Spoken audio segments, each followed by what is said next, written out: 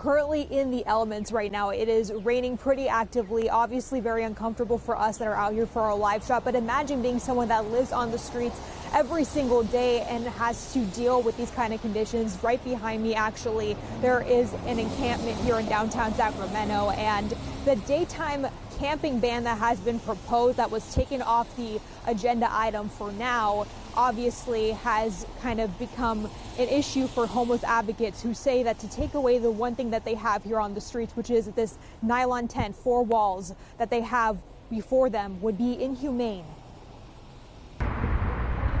On one street in downtown Sacramento, 2 walks of life. One side of J Street lined with restaurants and a liquor store, the other with tents. They're not camping. They're trying to survive. Within those 4 corners of nylon instead of walls, Ginger Gibbons says is an unhoused person's whole world.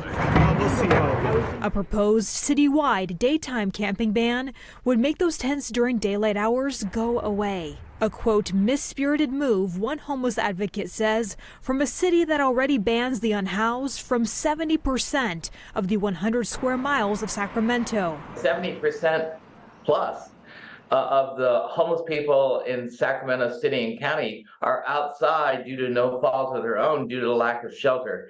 So this would have been an incredible hardship. Those hardships leading 17 community organizations to come together and hundreds to sign a petition against the proposal moving forward. Those moves and a conversation with one of the city leaders behind the proposal, Vice Mayor Eric Guerrera, resulting in the item being pulled off of the city's Law and Legislation Committee's meeting agenda Tuesday. I talked to him last week and he said that he wanted to continue having a dialogue with the community, I imagine, about the issue. An issue Bob Erlenbush says not remedied by providing the unhoused accessible storage options during daylight hours. Where would you put all these storage units? How would you staff them? Would you staff them 24 hours a day?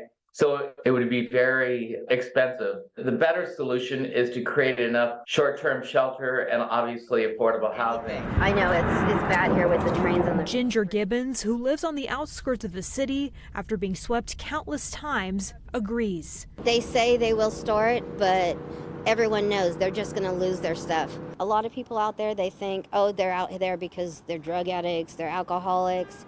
I'm on disability. I don't drink, I don't smoke, I don't do drugs. I didn't cuss, but they're turning me into a foul-mouthed person.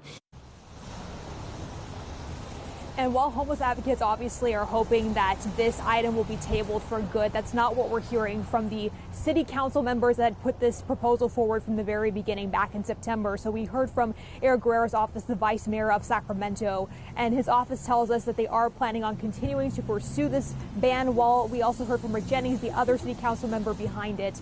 They say that they are going to have these constructive conversations going forward, but they are anticipating this item coming back on the agenda around the first quarter of the year. Live in Sacramento, covering local news that matters, Kristen Barton, Fox 40 News.